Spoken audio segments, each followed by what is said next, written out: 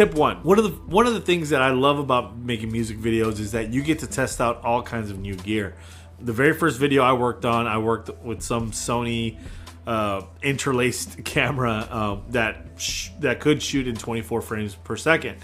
That it looked great on CRT TVs. No one had moved on to 720 1080p TVs. You mainly had interlaced TVs, so it wasn't that big of an issue.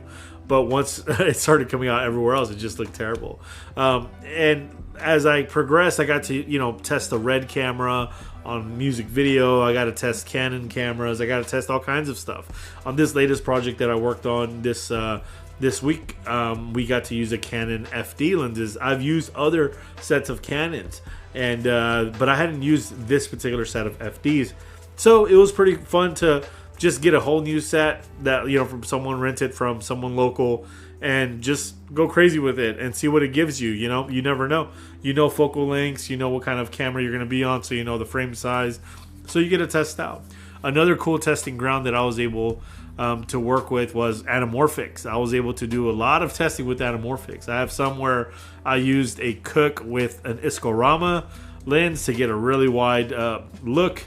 I used an Amira with Atlas anamorphics to get a really wide squeeze.